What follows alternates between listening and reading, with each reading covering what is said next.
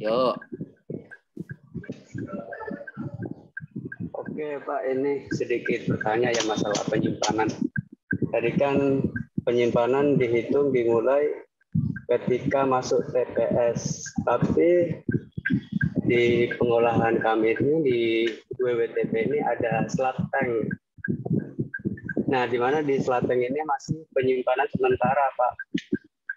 Nah, yang di slot tank ini maksudnya ikut dilaporkan di dinas lingkungan atau bagaimana, Pak? Soalnya kalau pengangkutan nanti bisa diambil dari slot tank. Maksudnya dari slot tank ditransfer ke vendor B3. Tapi paham. Oke, saya jawab. Oke. Terima kasih, Jika Pak. slot tanknya merupakan bagian dari proses IPAL, maka itu bukan TPS. Kalau slot IPAL-nya dari slot tanknya di filter dulu, kemudian dipres, biasa melalui filter press, kemudian atau misalkan bell press, kemudian disimpan di tempat lain, berarti itu TPS.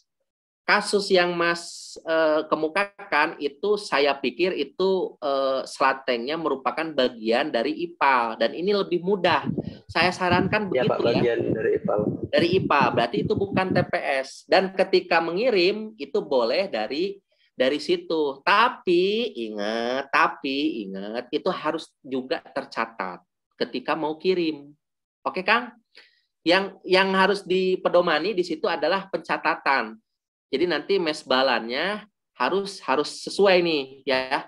Jadi nanti kan mesbalan IPAL itu ada nih. Minta tolong ke manajer IPAL-nya, mesbalannya ketika itu disedot, dimasukin ke truk, ke vendor. Kan vendornya biasanya ada di bawahnya tuh ya, langsung dibrojolin masuk ke dalam truk ya. Nah, itu silahkan mesbalannya disesuaikan ya. Bilang masukkan itu ke dalam bagian dari IPAL. Tapi kalau dari slot tank itu Bapak Ibu ada proses filter press atau bell press, kemudian cake-nya itu Bapak Ibu simpan, nah itu nyimpannya harus di TPS gitu ya. Oke. Oke, yang lain? Izin Pak. Ya Pak Rio. Pak Rio nih Kang Ben. Silakan Om Rio. Izin Pak Ben, sebelumnya nanya tadi kan Pak Ben ada menyatakan bahwasanya untuk lahan ketika kita pembuatan TPS B3 itu kita wajib berada di lahan perusahaan lah, seperti itu mungkin Pak. Betul. Nah, ini kita kan kebetulan saya bergerak di konstruksi juga sama seperti Pak sebelumnya tadi, bahwasanya kita temporary di sini Pak. Sedangkan ini kan di dalam RKLRPL kita diwajibkan untuk tetap melaksanakan pengelolaan limbah B3. Sedangkan mungkin kita dengan segala bentuk keterbatasan, mungkin dengan kita yang sifatnya temporary, kemudian kita untuk di project ini bisa dibilang kita menyewa lahan masyarakat gitu, seperti itu Pak, untuk mendirikan direksi kit kita gitu. Nah, sedangkan Pak, yang dimaksud di sini langsung saya respon, Pak, yang dimaksud di sini adalah dikuasai. Dikuasai itu boleh sewa menyewa, boleh milik. Dalam kasus Mas Rio itu adalah disewa dan itu ada dalam penguasaan Bapak Ibu, berarti boleh. Oke, siap Pak. Terima kasih Pak. Ya, jadi bahasanya bahasa hukum nih Om. Jadi penguasaan. Jadi penguasaan itu berarti kan ketika nyewa saya berkuasa atas barang sewaannya kan begitu ya. Nah, itu boleh. Oke. Terima kasih Pak. Oke. Tapi ingat nih, jangan sampai nanti ketika mindahin dari lokasi tapak ke TPS itu melewati jalan umum. Kalau melewati jalan umum berarti Mas Rio harus menunjuk transporter yang berizin. Ya, kalau masih dalam satu area ya nggak masalah. Tapi kalau udah melewati jalan umum, nah silakan itu harus ngangkutnya dari tapak ya, dari tapak proyek ke TPS-nya. Nah, Bapak Ibu harus menunjuk, harus menggunakan truk yang berizin, kecuali itu masih berada di tempat Bapak Ibu. Makanya Bapak Ibu ya, ketika di tahap perencanaan ya, tolong itu dibikinkan sehingga tidak menimbulkan ekses nanti kalau ada audit atau ada inspeksi, kalau ada apa gitu ya. Karena kalau perencanaannya tidak detail, ketika pas tahap engineering ya itu bisa menimbulkan tambahan biaya, waktu jadi lama ya. Jadi harus sudah diatur sedemikian rupa pengelolaan limbah misalkan. Ini di mana? Cemarannya apa aja? Kemudian mau disimpan di mana? Di sini Pak paling dekat. Nah, oke, paling dekat, tapi ada aturan harus dalam penguasaan pengelola. Oh, bisa Pak kita sewa aja. Oke. Nah, ternyata dia harus melewati jalan desa, which is itu jalan umum. Nah, kalau jalan umum, wayahna, kalau bahasa Sunda itu mandatori, Bapak Ibu harus nunjuk di situ nanti dimasukkan ke dalam rencana itu menggunakan truk berizin. Nah, berizin itu berarti harus keluar duit ya. Artinya nanti kontraktor yang diminta itu harus menyediakan 1 unit atau 2 untuk mengangkut limbah yang berizin. Atau boleh jadi itu sewaktu-waktu aja, yang penting ada MOU ya. Nah, itu Bapak Ibu ya di tahap awal untuk konstruksi tolong ini kepada om-om ya yang planning manager ya, construction manager. Nah, tolong pada tahap desain itu dipikirkan itu ya. Jangan sampai ketika ngangkut limbah dari lokasi tapak ke TPS itu melewati jalan umum. Kalau udah jalan umum beda lagi deh ceritanya ya. Itu kalau kita pakai truk proyek yang nggak ada izinnya, wah kacau. Nanti kacau deh pokoknya. Kalau ada apa-apa kacau, lebih kacau. Kalau nggak ada apa-apun kita nggak nyenyak tidur. Kita biasa taat, tiba-tiba menggunakan truk tidak berizin misalkan ya. Oke. Ayo Bapak Ibu, ada lagi yang nanya? Limbah B3 di tempat kerja itu lebih ke arah sebenarnya TPS. TPS itu banyak ya. Banyak terkait dengan TPS ya. Bapak Ibu di TPS, Bapak Ibu harus juga mengelola yang tadi saya bilang. Nah, ini ya kemasan tadi dilepaskan label dan simbol. Ini Bapak Ibu saya pikir sudah oke lah ya. Sudah pada hatam ini terkait simbol dan label. Ini simbol ya. Nah, tata cara pemasangan kemasan simbol dan label di kemasan seperti ini ya. Jika satu saja sifatnya karakteristiknya beracun, dipasangnya seperti yang sebelah kiri. Jika lebih, maka dipasang seperti tengah. Jika kosong, seperti yang sebelah kanan. Ya, oke Bapak Ibu. Nah, nanti pasangnya ingat aturan kayak gini ya, bikin standar. Ini harus ada di SOP. Ingat, Bapak Ibu di TPS itu harusnya yang paling banyak adalah WI, Work Instruction. Jadi peringatan-peringatan terkait dengan kerjaan yang ada di TPS. Misal, jadi bikin safety sign-nya begini misalkan, safety awareness-nya. Letakkan limbah sesuai karakternya. Misalkan. Jadi gitu di TPS itu, jangan banyakin simbol label di dinding TPS, ngapain? Kan ada di kemasan, ya. Jadi yang harus dibanyakin itu adalah awareness kepada petugas. Tata cara penempatan, jangan lupa ngasih simbol dan label. Kalau ada kondisi darurat bagaimana, jangan lupa tutup kemasan dicek. Biasanya dari SOP pengelolaan akan timbul check sheet. Check sheet-nya apa? Terkait dengan kondisi kemasan, terkait dengan jumlah, ya, terkait dengan tata letak. Itu biasanya yang harus ada di TPS. Yang kedua adalah logbook ya, logbook. Jadi catatan keluar masuk limbah. Silakan Om.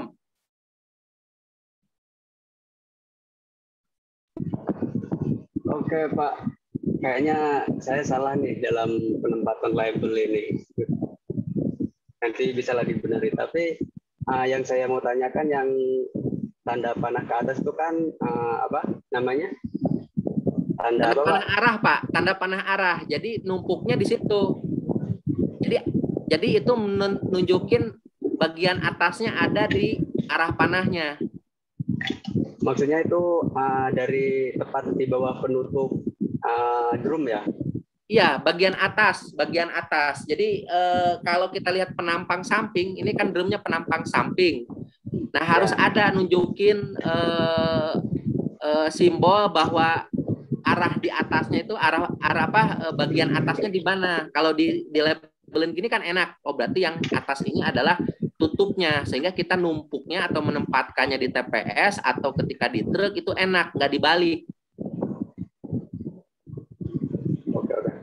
Tapi untuk penempatannya ini tepat berada di bawah penutup drumnya atau bebas, Pak? Enggak, seperti ini aja Pak. Jadi paling Bebas, enak ya? kita konsensus itu berada tepat di bawah penutup drum, ya. Jadi enak itu ngelihatnya. Dan ini satu sisi ya, Bapak Ibu, supaya nanti ketika nempatin orangnya tidak muter-muter drum. Ini banyak nih kejadian ya. Jadi misalkan tanda panah ke atasnya di sisi sana misalkan, di belakang ini. Kemudian simbolnya di sisi sebelah sini. Jadi ketika kita ngelihat cuma ngelihat simbol. Mana ya tanda panah ke atasnya? Ada Pak di sebelah sisi sana Pak. Kemudian labelnya ada sebelah sisi sebelah sana lagi. Wah, jadi orang mau ngecek itu muter-muter, jangan Pak. Jadi istiqomah nih, satu sisi saja. Sehingga nanti penempatan juga begini. Kalau nempatin di palet, sisi yang ada simbol dan label ini berada di bagian luar. Jangan disembunyiin di dalam ya. Jadi puterin. Jadi kalau di palet, nempatin di atas palet dan ini wajib, ini harus berada di bagian luar sehingga bisa terlihat oleh orang. Oh, gitu ya. Jadi jangan bagian yang ada simbol label itu di bagian dalam. Kan satu palet 4 drum. Nah, jangan diumpetin, Pak. Jangan di bagian dalam. Jadi diputar drumnya supaya simbol labelnya ada di menghadap keluar gitu maksudnya ya. Ada yang bertanya terkait simbol label di kemasan? Pak, saya kemasannya kecil, simbolnya kan segede gaban. Gimana itu, Pak? Ada yang mau jawab?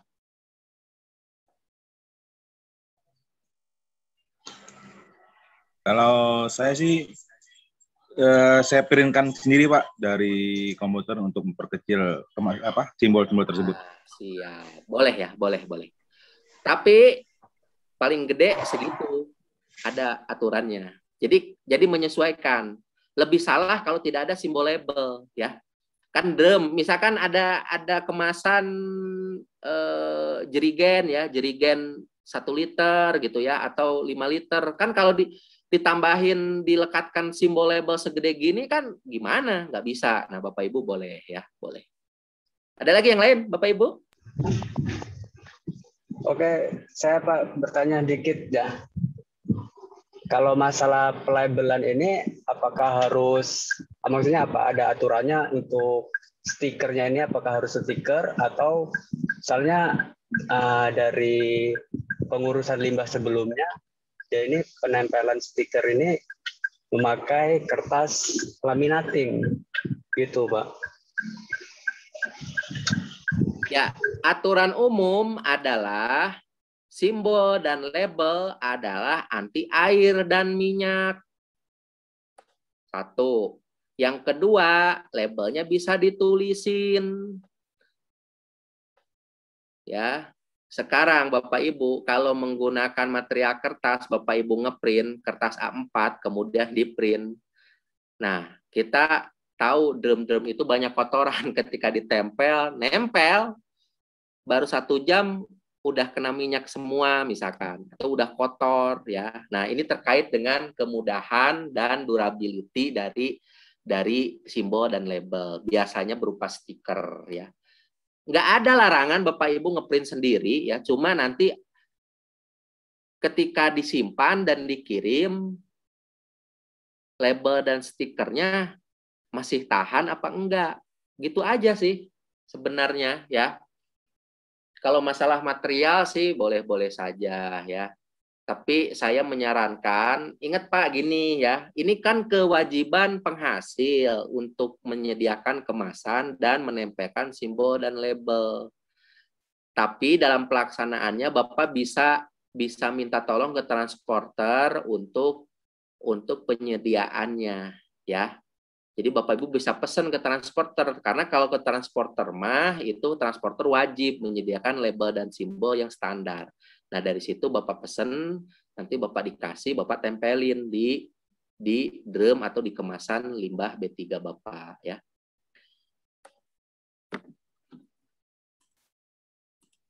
Nah, Pak, Bu, begini ya.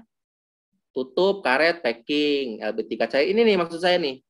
Drum itu ada dua jenis, satu yang kayak begini tutup kecil, satunya tutup lebar yang tutupnya bisa dibuka ya. Ingat Bapak Ibu, tutup yang bisa dibuka ini itu ada tutup biasanya dari metal, kemudian ada karet, packing, kemudian ada klemnya, cincin pengunci ya. Jadi kalau Bapak Ibu mau ngirim limbah di drum yang tutup lebar, tolong Bapak Ibu sediakan satu ada tutupnya, covernya, kemudian ada karetnya, kemudian yang ketiga ada cincinnya. Kalau ini nggak ada, nah biasanya suka tumpah-tumpah nih, bleweran di sini nanti ya. Di sini itu bleweran nih. Jadi mengotori kemasan. Ketika diangkut, dinaikin ke atas truk dari tempat awal itu bersih. Ketika di jalan kena guncangan, kena kelokan, kena turunan, kena tanjakan, di sini dia akan bleberan ke sini. Nah, nyampe ke tempat penerima, bleberan ya, kuantitinya berkurang, jumlahnya berkurang, akhirnya penerima tidak mau menerima, akhirnya dibalikin lagi. Siapa yang mau bayar ya? Nah, itu satu dari aspek ekonomi. Yang kedua dari aspek moral ya, moral. Moral ini siapa yang mau bertanggung jawab kalau begitu di jalan netesnya? Kan orang kalau jarak jauh ya, misalkan Jawa Timur ke Jawa Barat atau Jawa Timur ke Banten ngirim limbah, ininya packingnya tidak proper. Kan dia akan istirahat nih di jalan ya, benar nggak? Di jalan tol istirahat, di SPBU istirahat, tiba-tiba netes dari kontainer dari truknya, tetesan limbah B3, netes, wah udah deh ya. Zaman sekarang Bapak Ibu netizen makin kritis. Wah, itu apa yang netes? Divideokan ya, difoto, diupload ke IG beserta dengan plat nomor, beserta dengan identitas perusahaan kita. Wah, ini limbah, wah segala macam. Akhirnya viral, dipanggil ya, diproses hukum ya. Salah siapa? Satu, pengirim, kedua yang ngangkut. Ingat ya, pengirim dan yang ngangkut harus saling mengisi. Saling mengisi itu dalam kebaikan ya. Kalau pengirimnya tidak proper, si pengangkut jangan mau ngangkut. Ingatkan, Pak, ini tolong drum yang nomor 70 diganti. Ini karetnya tidak ada, tolong karetnya ada nih semua. Sudah ada karetnya, tinggal yang nomor 70. Either saya ambil dengan karet atau Bapak nggak usah ini di pengambilan selanjutnya aja kita ambilnya. Nah ya harus ada komitmen begitu ya. Kalau enggak nanti toleransi sekali, penghasil merasa raja ya. Padahal pada konsep bisnis sekarang ya, antara pemasok dengan pemakai itu adalah equal. Kan kita hubungannya hubungan kesetaraan ya, bukan budak. Jadi label konsumen adalah raja itu tidak tepat. Kita harus ngingetin ke shipper atau si pengirim atau penghasil limbah. Tolong Pak, Bu, ini kayak begini. Ini tidak proper untuk diangkut. Tolonglah ya, kita saling bantu. Bantu kami untuk membantu Anda. Bilang begitu ya ke penghasil. Ya. Jangan transporternya diojok-ojok. Udahlah, lu kan gua bayar. Nah, nggak begitu Bapak Ibu ya. Kita sebagai HSE ya, environmentalis, jangan begitu ya. Dunia itu sempit ya. Nanti ketemu orang, oh dia tuh dulu waktu di sana nyuruh gua naikin ini, akhirnya gua diberkas misalnya gitu ya. Dan ingat ya, kita nggak ditanyain, nggak ketahuan di sini, tapi nanti di yaumil akhir videonya akan diputer lagi sama Tuhan. Nah, ini nih Benny nih dulu tuh nyuruh ngangkutin limbah nih nggak proper, nah gitu ya. Nanti diputar lagi tuh di videonya, wah itu ngomel-ngomelin ke pengemudi transporter ya, lu kan gue bayar, lu angkut aja, ya, gitu ya. Jangan ya. Kita sebagai orang yang beriman, bersekolah, berpendidikan tidak boleh ya seperti itu. Nah, Bapak Ibu lihat ya, ini contoh yang baik ya, yang penempatannya ada di TPS ya. Tuh lihat tuh. Drum kuning kayak begitu ya, drum hijau kayak begitu ya. Nah ini kalau IBC kayak begini ya. Wah ini label apa? Nah Bapak Ibu, lihat di sini ya. Ini yang belum tepat nih, Pak. Kenapa, Pak? Kira-kira Bapak Ibu? Drumnya diplastikin, terus ditempelin. Nah, kira-kira gimana tuh? Kenapa belum tepat? Nanti kalau Bapak Ibu kayak gini ya, nanti kita kasih tahu bareng-bareng ya. Lihat peringatan. Nah, ini kalau bisa simbolnya di atas ya. Kemudian simbolnya di bawah label, baru kita omongin. Nah, ini lihat tuh kondisi drumnya. Kenapa ditutupin kayak begitu? Saya yakin itu tidak ada tutup covernya, makanya dipakein plastik ya. Nah, kalau gini mendingan tidak usah diangkat ya, tidak usah diangkat. Ini terkait dengan desain, ini terkait dengan penumpukan ya, penumpukan. Ini, nah ini Bapak Ibu kalau dengan rack bisa 4, tapi kalau tidak dengan rack ini cukup 2 ya. IBC bisa 3. Nah ini limbah cair. Kalau pakai rack bisa kayak begitu ya. Ini TPS bagus nih, bersih ya, bersih ya. Kita berhusnuzon, bersih ini, bersih karena dipelihara bukan karena mau difoto ya. Jadi bersih nih. Tapi sayang ini simbol label belum ada ya di sini ya. Kita kritisi ya. Simbol label belum ada. Nah, tempat penyimpanan TPS. Ingat tempat penyimpanan TPS Bapak Ibu harus ada titik koordinat ya. Titik koordinat ya. Titik koordinat berapa lintang selatan, berapa lintang utaranya ya. Itu harus ditempelkan di TPS ya, di bangunan TPS. Yang lain, nah ini, silo, boleh nggak Pak? Boleh. Nah ini pengumpulan, pihak pengumpul biasanya digabungkan dengan transporter pengangkutan pengumpulan untuk memudahkan dan mengefektifkan, mengefisienkan mata rantai distribusi limbah B3 ya. Nah, ketentuan pengumpul.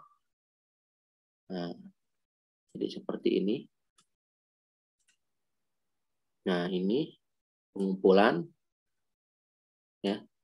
Kalau dikumpulkan, Pak, kalau Bapak Ibu jadi pengumpul, itu maksimal nggak ada 185 dan 360 ya, 365 hari. Dia maksimal 90 hari ya, kalau pengumpulan. Jadi kalau Bapak Ibu bergerak di bidang transporter, kemudian punya gudang, kemudian ada izin pengumpulan, itu maksimal 90 hari ada di situ. Di hari ke-90 Bapak Ibu harus sudah mengeluarkan limbahnya ya. Ya. Ingat Bapak Ibu, sekarang semua pada daring ya, online, sehingga KLHK bisa mantau kalau Ibu, Bapak rajin mengupdate. Tapi kalau Bapak Ibu nggak rajin mengupdate juga nanti ada surat cinta ya, di notifikasi biasanya melalui email. Yang paling ringan biasanya melalui email. Nanti ada lagi misalkan melalui surat ya, surat teguran. Kan laporan minimal 2 kali dalam setahun. Nah, ngisinya boleh tiap hari ya. Boleh tiap hari ngisinya di Siraja. Oh, saya masukin ini sekian, masukin ini sekian, masukin ini sekian ya. Gitu. Boleh.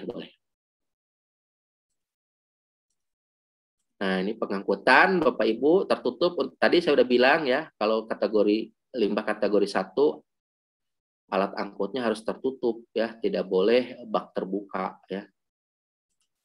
Nah, ini ya.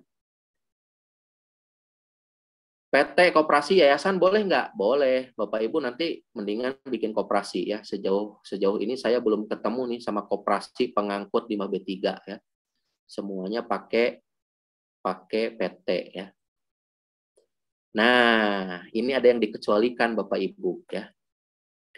Yang tadi itu Pak, kalau ngangkut limbahnya dilakukan dalam wilayah kerja yang sama ya, itu dikecualikan pakai Pastronik ya. Jadi nggak usah misalkan ngirim dari tapak ke TPS ya, misalkan ekspor juga nggak usah ada Pastronik. Kemudian tujuan penelitian. Kalau uji coba apa ya? Misalkan uji coba insinerator. Insinerator kan sebelum diizinkan, dikasih izin ya, izin operasi ya, sama KLHK itu kan harus ada uji tuh, harus ada TBT ya, trial burn test. Nah, itu harus nyatanya Pak dengan menggunakan limbah B3. Nah, itu Pastorniknya dikecualikan ya. Atau Bapak Ibu mau meneliti kandungan limbah B3, kandungan B3 dalam limbah ini, misalkan dikirimlah melalui mobil, misalkan. Nah, itu nggak usah ada Pastornik, misalnya dikirim ke laboratorium Pustek Mira, misalnya di Bandung. Nah, itu nggak usah ya dikecualikan. Nah, ini Bapak Ibu, tadi compatibility ya, tabel kompatibilitas bahan ya. Rahmat Hakiki, drum bekas LB3 apakah boleh diperjualbelikan, Pak? Pak, kalau status limbah B3-nya sudah hilang, limbahnya drum B3, drum bekasnya boleh diperjualbelikan. Tapi kalau status LB3-nya masih ada, Bapak Ibu prohibited untuk diperjualbelikan ya. Ya, kita sebagai environmentalis harus paham di mana mendapatkan drum bekas yang sudah bukan LB3 ya. Izinnya beda lagi Pak Bu ya, di KLHK izin pengolahan limbah B3 adalah misalkan ada izin pencucian kemasan LB3. Nah, produknya adalah kemasan LB3 yang bukan lagi LB3. Nah, itu ada Pak Bu ya. Jadi kalau secara singkat saya bilang tidak boleh diperjualbelikan. Misalkan pabrik nih ya, dari pabrik Mas Hakiki, drumnya belum dikecualikan, belum diolah. Nah, itu tidak boleh. Kecuali Bapak Ibu ada satu departemen khusus di situ yang mencuci drum dengan izin KLHK. Ada nanti izinnya. Izin pengolahan limbah B3 dalam ini apa yang diolah? Ini adalah drum bekas. Nanti dicuci dan sebagainya dan seterusnya. Nanti hasilnya adalah drum bekas. Nah, itu udah bukan lagi LB3. Itu boleh Pak Bu ya diperjualbelikan, tetapi melalui proses. Oke, ini ada tabel accountability pengangkutan limbah B3 ya. Nah, ada lagi nih. Oh, udah ya. Izin bertanya Pak. Yap. Itu Kang Beni untuk kode CXT maksudnya apa ya? Iya. Boleh bertanya? Boleh dong Pak. Boleh. Ya. Ini kan namanya compatible. Bahasa Inggrisnya compatible. C-nya itu dari kata compatible. Boleh. Cairan mudah terbakar disatukan ngangkutnya dengan cairan mudah terbakar lagi. Berarti C, compatible. Boleh. Mudah meledak tidak boleh disatukan dengan cairan mudah terbakar. Misalkan bak truk ya. Bak truk nih, ada bak truk. Bapak Ibu mengirim limbah yang mudah meledak. Kemudian di dalamnya juga ada cairan mudah terbakar. Ini drum 1, ini drum 2. Nggak boleh dalam satu truk. Ya, Mas Jimmy ya. Silang ini di mana-mana artinya tidak boleh kecuali pada pilihan ganda. Kalau pilihan ganda artinya itu yang dipilih ya. Kalau di sini X itu berarti tidak boleh. Kalau T itu terbatas. Terbatas itu berarti ada jarak. Boleh satu truk tetapi dibatasin jaraknya. Jadi satu di ujung gitu Pak ya. Atau ada penghalang misalkan ya. Oke, Bapak Ibu ya, C itu dari kata compatible, boleh cairan korosif dengan mudah terbakar, compatible ya, gitu ya. Nah, Bapak Ibu nanti penghasil sama pengangkut harus saling tolong menolong dan mengingatkan dalam kebaikan dan takwa ya. Kalau dalam bidang limbah B3-nya adalah ini tabel compatibility ya. Lu kan gua bayar, lu angkut ini semua. Jangan ya, Pak ya, kita kan ada komunikasi ketika mau ngangkut ya dalam tahap perencanaan. Oh, ternyata yang mudah terbakar ada sekian drum, yang mudah meledak ada sekian drum. Bapak Ibu punten, ini untuk yang mudah meledak drumnya 1. Nah, ternyata kaidah compatibility tidak boleh disatukan dalam satu truk. Sehingga mohon maaf, saya harus kirim 2, casnya jadi 2 ya. Gitu, Pak. Nah, dalam hal penghasil, ini merupakan strategi tersendiri. Makanya yang mudah meledak, yang XXX ini, yang kali-kali ini, Bapak Ibu pada tahap penyimpanan harus distrategiin ya. Jangan sampai blong begitu, karena nanti akan bonyok ketika Bapak Ibu ngirim. Udah waktunya harus dikirim, mau melewati 90 hari, tapi nanti jadi mahal jatuhnya, karena transporternya akan kirim beda truk ya. Khusus melayani Bapak Ibu doang, kan kasihan nanti si transporternya akan ngecas mahal ke Bapak Ibu ya, harusnya 1 truk, dia kirim 2 truk. Ternyata pada tahap komunikasi awal itu tidak clear. Saya sarankan clearkan ya. Jadi penghasil dengan transporter itu harus banyak cakap Pak ya, harus banyak dialog. Jangan pas 3 hari lagi mau kirim baru ya bertegur sapa di dunia maya. Jangan, Bapak Ibu tuh harus memelihara komunikasi yang baik sehingga nanti ketika hari H mau ngambil itu tidak ada kendala begini, karena nanti yang dirugikan kedua belah pihak nih ya. Benar sih transporter dibayar mahal, tetapi kan dia akan rugi waktu. Dia ngangkut cuma ini doang nih, cuma 5 kilo doang misalkan ya, atau 50 kilo doang 1 truk, kan ngenes ya. Saya selaku yang punya truk kan ngenes. Ya nggak apa-apa, wong dibayar ya, nggak begitu juga ya. Bapak S3 ya, misalkan nih Beni itu kan titelnya doktor S3, lulusan luar negeri. Mau nggak Kang Beni, Pak Beni digaji 70 juta jaga toilet terminal? Nah, jadi marwahnya harus disesuaikan ya. Jadi tidak zolim dalam arti semu ya. Ya, ini juga sama ya. Saya selalu mengingatkan, tolong ketika hal ini, tolong kita saling mengingatkan. Penghasil dan transporter ya. Jangan mentang-mentang penghasil ya, transporter lu gua bayar, jangan ya. Transporter juga jangan mentang-mentang dilindungi undang-undang ya, dikomunikasikan lah. Truk kami Pak hari ini minggu ini jadwalnya mengangkut yang C ini ya, yang Charlie ini, bukan yang ekstra ini, gimana ya? Boleh nggak dipengangkut? Makanya si penghasil harus jauh-jauh hari dia melakukan perencanaan ya. Jadi apa istilahnya, forecast-nya harus sudah dikasihkan ke transporter. Jadi sehingga transporter akan mengatur armadanya, jadwal pengambilan, penjemputan dan seterusnya itu akan smooth ya. Jangan sampai mentang-mentang dibayar penghasil minta besok atau minta nanti malam. Wah, nggak bisa ya. Ngekliknya aja butuh 2 hari ya, ngeklik itu butuh 2 hari misalkan ya, ngeklik di Pestronic itu. Tiba-tiba udah gue bayar mahal nih, mau ada audit. Aduh, itu biasanya ya yang jadi kendala di lapangan. Ini contoh alat angkut. Ini label, biasa dinamakan plakat ya, placard ya. Nah, kemudian ini contoh pemilihan angkut B5B3. Bapak Ibu bisa dilihat di sini ya. Mohon maaf ya.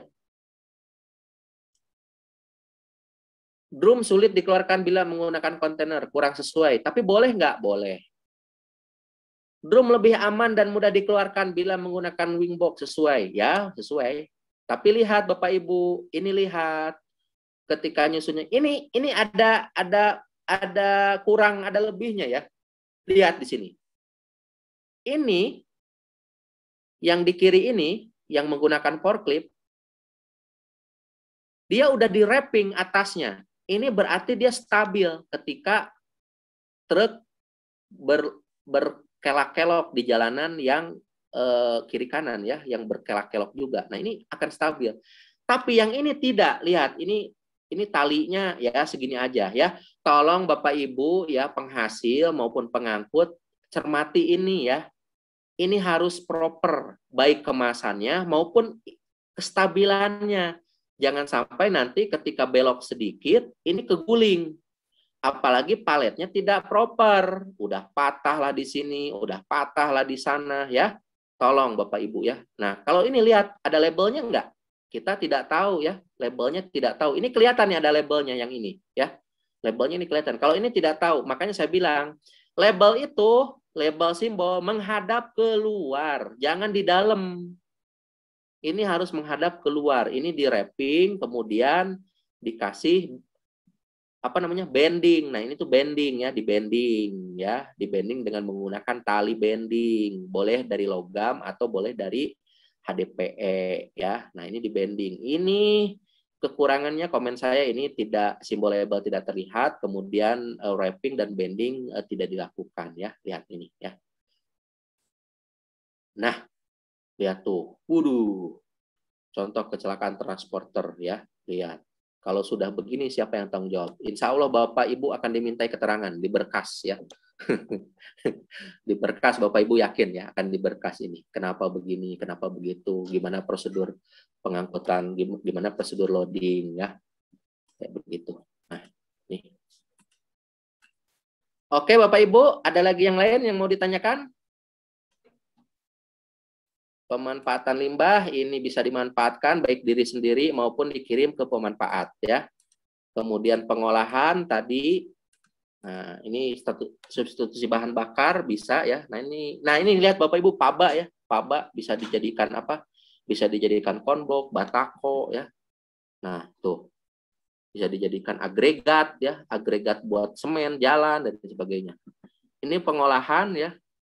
Ini bisa termal itu dibakar, stabilisasi atau solidifikasi bisa di beton, jadi distabilkan dan stabilisasi menggunakan konkrit atau cara lain ya. Nah, insinerasi ini paling banyak digunakan ya.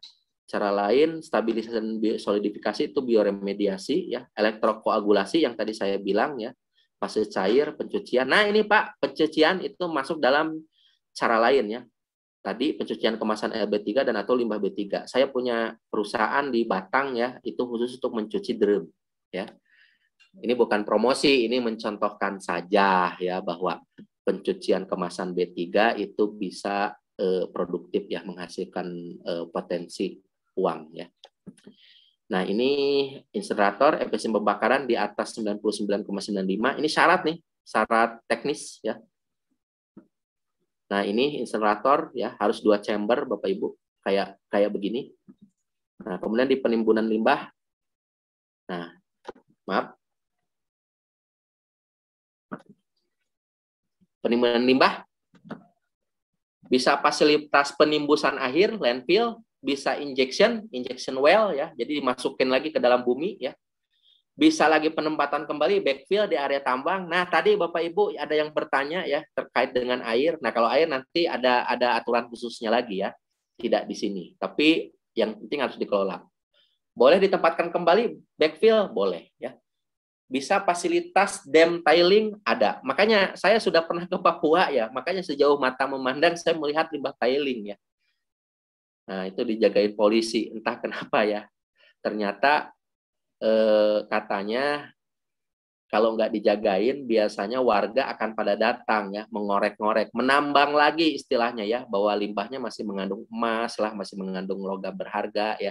Wallahu alam itu ya, saya sudah melihat sendiri ya, jadi ya begitulah ya. Nah, ini salah satu aturan ya yang harus dilakukan, penimbunan ini. Pemilihan lokasi, nah, penimbunan. Ini yang Bapak lihat ini adalah landfill ya, landfill. Ini harus menggunakan geotekstil ya. Nah ini penimbunan tata caranya. Nah Bapak Ibu yang tadi saya bilang ekspor ini terkait dengan ini ya, terkait dengan spesifikasi. Ini kadar maksimumnya. Kalau misalkan lebih dari itu dia nggak bisa nerima, landfill juga nggak bisa nerima, terpaksa harus ekspor gitu ya. Ini dulu saya bikin satu di Bogor, satunya di Jawa Timur ya. Nah, berbangga hati lah bisa ikut berpartisipasi lah, tahu ya. Kemudian ini di Puel, sumur injeksi. Nah, ini di beberapa KKSK sudah dilakukan ya. Jadi menggali sumur menginjeksikan lagi ya. Nah, ini penimbusan akhir landfill seperti ini Bapak Ibu ya. Nanti kalau udah penuh disebutnya satu sel. Jadi satu kolam renang ini kita anggap ya, anggap aja begitu ya. Ini satu ini namanya satu sel. Kalau udah satu sel ditutup, nah ada kewajiban 30 tahun Bapak Ibu setelah sel ditutup, itu si pengelola masih harus bertanggung jawab, ngontrol, kemudian mengolah air lindi, ya licitnya itu harus diolah 30 tahun. Makanya Bapak Ibu ya, kalau limbah Bapak Ibu dibuang ke fasilitas penimbusan atau landfill, harganya mahal. Karena apa? Karena setelah 30 tahun ini ditutup, si pengelola masih berkewajiban untuk ngolah airnya, kemudian memonitoring biogasnya dan lain sebagainya ya. Kenapa mahal? Ya itu ya. Makanya saya bilang ya, sebelum ditimbuskan dikirim ke landfill, lebih baik Bapak Ibu treat dulu di awal. Boleh jadi kirim ke fasilitas insinerasi. Boleh jadi kirim ke pemanfaat dulu. Biarkan nanti mereka pemanfaat atau incinerator yang akan membuang limbah abunya ke sini. Jadi jangan langsung ke sini ya. Ini saya ngomong sebagai environmentalis nih. Karena kalau langsung ke sini, satu biayanya mahal, yang kedua ya itu tadi Pak, 30 tahun pengelola masih harus bertanggung jawab ya. Jadi kita itu menyebutkan mahal, murah, menengah, itu kita ada dasar hukumnya, ada dasar pemikirannya. Nah, kenapa di landfill mahal? Karena ini ya, dia masih ya teknologi konstruksinya juga mahal, penyediaan lahan mahal, kemudian setelah 30 tahun juga harus masih bertanggung jawab ya. Kebayang ya, kita sudah punya cucu, dia masih harus ya ngegulung-gulung ini nih. Memonitor ini ya. Nah, kayak gini Bapak Ibu nanti nih. Ini tuh dianggap satu sel.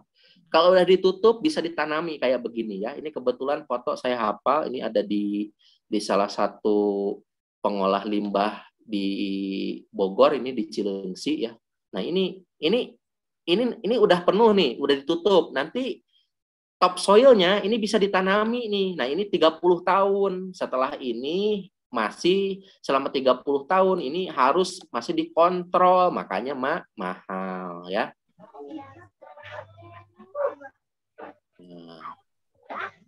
Tiling, nah ini tiling nih, tiling dimasukin lagi tuh kayak gini Pak ya, nih kayak gini ya. Nah ini di dalam laut ya, dumping. Nah ini boleh, tapi izinnya harus dari menteri ya. Nah ini tuh Bapak Ibu lihat gambarnya, sebelah sana laut ya. Serbuk bor boleh ya, tapi harus benar-benar melalui proses yang ketat. Saya udah beberapa kali ikutan nih menyusun permohonan ini ya. Dumping di laut, kemudian untuk pengeboran juga udah pernah ya. Ya ada pengalaman lah. Orang pada ngobrolin dumping, saya sudah pernah ikut ya. Ini tiling. Nah, kayak begini Bapak Ibu mekanismenya. Ya. Nah, seperti inilah Bapak Ibu ya. Ini sekilas saja. Nah, ini pempipaan tiling ini sampai ke di bawah, makin dalam makin bagus ya. Jadi di atas di lebih dari 100 meter. Nah, baru dari sini bisa di-discharge. Nah, gitu ya. Ini permukaan laut, titik pembuangan outflow-nya begitu ya.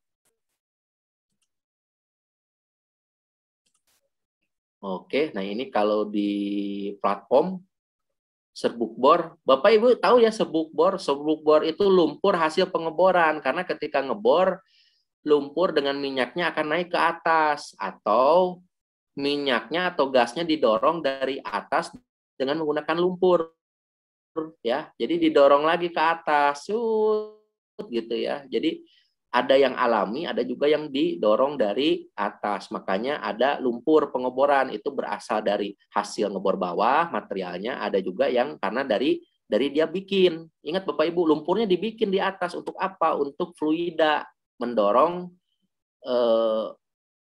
mendorong minyak dan gas, dan juga dia sebagai pemutar bor ya. Diputar bornya itu dengan menggunakan fluida yang dialirkan dari atas ke bawah ya, menggunakan tekanan yang sangat besar ya. Jadi sekarang tahu ya Bapak Ibu kenapa bornya bisa muter, itu pakai listrik apa pakai apa? Nah, itu pakai fluida yang dialirkan dari atas ke bawah dengan tekanan tinggi. Jadi memutar bor ya, sambil ngebor. Nah, nanti mekanisme pergantian lumpur yang bekas di bor itu naik ke atas. Makanya di situ ada solid treatment gitu ya. Nah, di atas ini ya. Oke. Damping. Nah, ini contoh Bapak Ibu, contoh aja ini. Emang ada? Ada. Ini ya, dari Lamongan ke sini damping tuh ya. Ada ya. Nah, ini serbuk bor kadar TPH 12,5 setelah di dryer, cutting dryer ya. Kalau Bapak Ibu ada di dunia drilling ini paham ya. Ada cutting dryer ya, cutting dryer bentuknya kayak black kerupuk ya. Tahu ya Bapak Ibu black kerupuk yang warna putih itu, yang gede itu, yang bulat. Nah, itu bentuknya seperti itu ya. Cutting dryer. Nah, perpindahan lintas batas ya ini sama. Oke Bapak Ibu, saya pikir demikian terkait dengan pengelolaan limbah di tempat kerja, lebih banyak ke TPS, ke penyimpanan. Saya pikir kalau ada yang mau bertanya nanti silahkan masuk ke grup aja sehingga kita bisa berdiskusi lebih lanjut. Pak Budiman bertanya, kalau tidak ada transportasi pengangkutan limbah B3 di tambang, misalkan melewati laut dan melewati darat, bagaimana untuk saran kita, Pak? Bapak mintakan angkutan transportasi Bapak itu diminta izinnya, ya. Kontraktornya ya dari 12 izinkanlah 2 gitu ya. Nah, jadi begitu Pak. Saya sarankan. Jadi nanti kontraknya cukup 1 ya, tapi mereka bisa menyediakan truk yang berizin ya. Limbah B3 ditambang misalkan kan tadi ada, kalau memang tidak usah ada izin itu kalau di kawasan sendiri Pak. Kalau di kawasan sendiri nggak usah ada izin, jadi pakai truk sendiri. Mohon izin Kang Ben. Yuk. Kang Ben, kalau untuk join ke grup gimana Kang Ben ya? Untuk apa? Join grup. Join di grup. Nah, yang Kang Ben maksud tadi. Apanya ya? Maaf. Untuk join ke grup Kang Ben ini loh gitu Kang.